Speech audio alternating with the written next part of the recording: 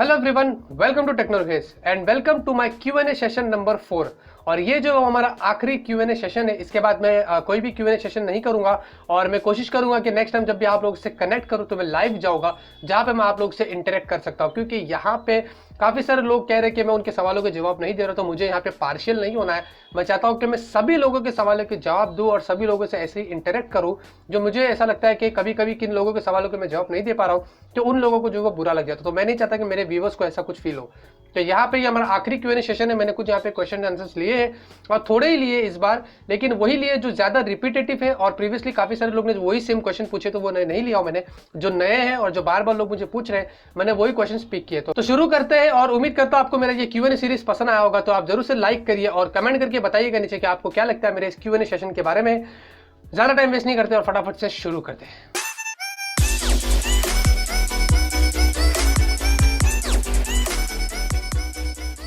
तो पहला जो सवाल क्या है वो डेविड बग ने किया है और पूछा है कि भाई क्या स्नैपड्रैगन के प्रोसेसर हीट होते हैं और मीडियाटेक के हीट नहीं होते, इस बात में कितनी सच्चाई है। तो सबसे पहले तो आप लोगों को बता देता हूं कि चाहे वो स्नैपड्रैगन हो या मीडियाटेक हो, दोनों प्रोसेसर हीट होते हैं। जी हाँ, स्नैपड्रैगन 810 का प्रोसेसर था, शायद से हाँ वही प्रोसेसर था जो कि हीटिंग इशू का प्रॉब्लम हो रहा था। और मीडियाटेक के काफ़ी सारे प्रोसेसर है जिसके अंदर हीटिंग इशू आ रहे थे।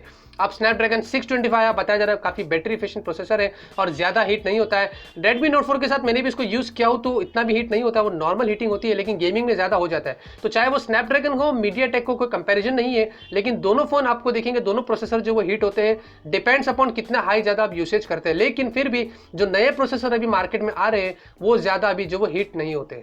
वैभव बरंग ने आप देखेंगे कुछ इस तरीके का सवाल पूछा है, आप नीचे की तरफ पढ़ सकते हैं यहाँ पे, तो आप खुद ही पढ़ लीजिए। पढ़ लिया। सुजान सरकार ने सवाल किया कि आप जिम जाते हो तो आपका बॉडी कैसा है, हम सबको दिखा दो जरा, एक मिनट दिखा दो। स्मार्ट जोन का सवाल है, आप यहाँ पे पढ़ सकते हैं। और ये सवाल पे आप क्या सोचते हैं मुझे नीचे कमेंट करके बता दीजिएगा, जरूर से भूलना नहीं। दत्ता टेक्निकल ने सवाल किया है Redmi Note 4 versus Coolpad Cool 1 versus Honor 6X। काफी अच्छा सवाल है। तीनों में से अगर मैं ऑलराउंडर की बात करूं तो Xiaomi Redmi Note 4, क्योंकि 13,000 रुपीज में Xiaomi Redmi Note 4 में आपको 4GB वेरिएंट वाला मिल रहा है, 64GB की स्टोरेज है और रिमेनिंग में कहूँगा सब कुछ जो अच्छा है। लेकिन अगर आपको कैमरा सेंट्रिक फोन चाहिए तो कूलपैड कूल 1 मैं कहूँगा बहुत ही बेस्ट है। इसकी कैमरे की क्लैरिटी काफ़ी अच्छी है और आपको उसके अंदर स्नैपड्रैगन का 652 का प्रोसेसर मिलता है। ऑनर 6S मैंने टेस्ट नहीं किया, लेकिन ये भी एक कैमरा सेंट्रिक फोन है। लेकिन मैं अगर ऑलराउंडर की बात करूं तो आप Xiaomi Redmi Note 4 जो वो ले सकते हैं। अंकित पांडे ने ये सवाल किया है कि there are many phones come with the same size of RAM and all smartphones have different prices. जी हाँ, किसी का हाई है किसी का लो है, तो इसमें क्या सच्चाई है। उन्होंने बोला है कि कोई फोन्स आते हैं उसके अंदर रैम साइज जो वो सेम होती है, लेकिन अब प्राइसिंग किसमें ज्यादा होती है, प्राइसिंग किसमें लो होती है, इसमें सच्चाई है क्या है। तो देखिए, सबसे पहले तो आप लोगों को बता देता हूँ कि depends upon other features of the phone. अगर 3GB की रैम उसमें दे रहा है और 32GB की स्टोरेज दे रहा है और दूसरे फोन में 3GB की रैम दे रहा है और 64GB की स्टोरेज दे रहा है, ऑब्वियसली उस फोन की प्राइस जो वो ज्यादा हो जाएगी। लेकिन आज क्या हो गया कि सेम स्पेसिफिकेशन जो आ रहे हैं वो है, एक सपोज वीवो ने हमें कुछ 18,000 रुपीज का फोन दिया है और Xiaomi के हमें फोन आ रहे हैं, लेकिन दोनों में हमें पता चल रहा है कि Xiaomi बेटर स्पेसिफिकेशन दे रहा है और बजट में भी दे रहा है, जबकि वीवो नहीं दे रहा है। तो ये जो कंपनी ऐसा काम करती है, मेरे हिसाब से एकदम से उल्लू, मैं कहूँगा फूल बोलते ना वैसे फूल बिहेवियर है। वो लोग हमें पता नहीं क्या समझते कि अगर वो जैसे कि आईफोन हमें देता है, अब आईफोन का ब्रांड है उसके बारे में ज्यादा कमेंट नहीं करूंगा, सैमसंग दे रहा है, इसीलिए सैमसंग को 2016 में नुकसान हो गया था। Xiaomi को नफा हुआ क्योंकि Xiaomi ने बजट में हमें चीजें दी है। जी हाँ, कूलपैड भी देता है, दूसरे फोन्स भी दे रहे हैं। तो अगर आप ये जो ऐसा सोचते हैं, हम जो सोचते हैं, ये कंपनी की मेंटालिटी के ऊपर डिपेंड करता है। लेकिन अगर हमें जो अच्छा लगता है हम वही खरीदते हैं, इसलिए Xiaomi इतना चल पड़ा है। तो अगर आप ऐसे कोई फोन देखते हैं, आपको जो ठीक लगता है आप वही खरीदिए, अगर आपको जो बजट में मिलता है मेरे हिसाब से वही अच्छा है। ऋषभ भारद्वाज ने सवाल किया है कि भाई कस्टम फीस पर वीडियो बनाओ, यानी कि जो कस्टम ड्यूटी हम पे करते हैं अगर हम बाहर से प्रोडक्ट्स मंगाते हैं। उनको एक लैपटॉप लेना है डेल का 7559 जिसकी प्राइसिंग अराउंड 1 लाख है अमेजोन के ऊपर।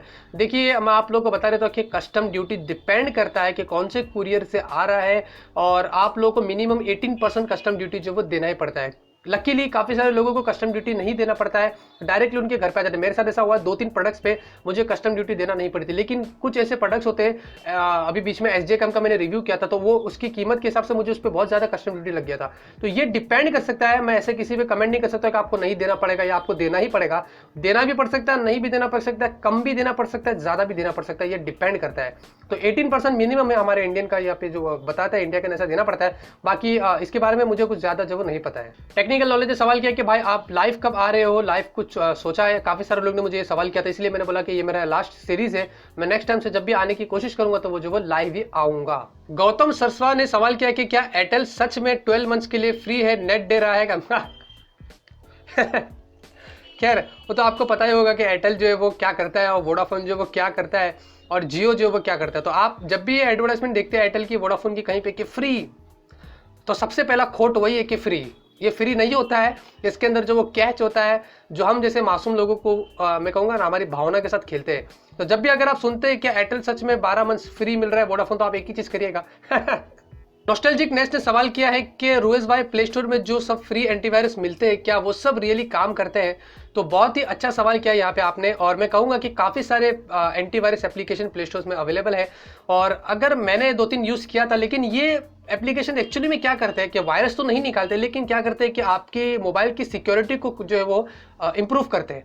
जैसे कि अगर हम अननोन सोर्स को ऑन करते हैं थर्ड पार्टी एप्लीकेशन इंस्टॉल करने के लिए, तो ये उसको ऑफ कर देता है, बताता है कि ये रिस्की चीज़ है, आप थर्ड पार्टी चीज़ें एप्लीकेशन इंस्टॉल मत करिए, जो प्ले स्टोर से है वही करिए।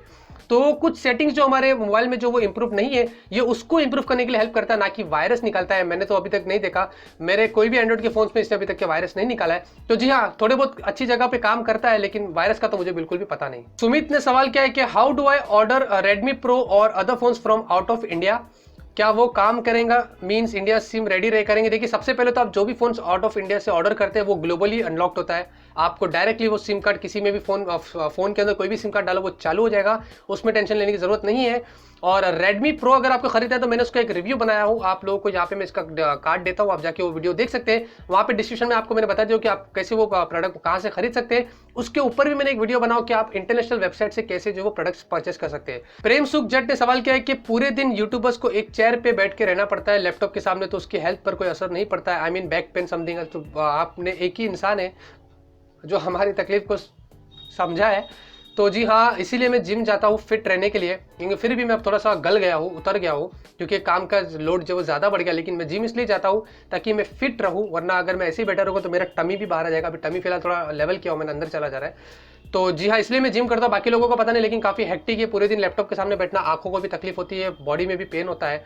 तो अगर आप भी कोई यूट्यूबर है तो आप ध्यान रखिए अपनी हेल्थ का, ऐसा बिल्कुल भी मत करिए, थोड़ा सा वॉकिंग करिए या जो है वो जिम ज्वाइन करिए। द क्रिएटिव कार्टून हब ने सवाल किया कि I love your videos, please can you tell me how to buy Nokia 6 in India. तो बहुत बहुत शुक्रिया मेरे वीडियोस को चाहने के लिए। अगर नोकिया 6 की बात कर रहे हैं तो बिल्कुल भी मत खरीदिएगा, ऑनेस्टली स्पीकिंग वेट करिए फरवरी 26 2017 में, देख लो वहाँ पे नोकिया कौन से फोन अनवील्ड करता है, 1 महीने की बात है।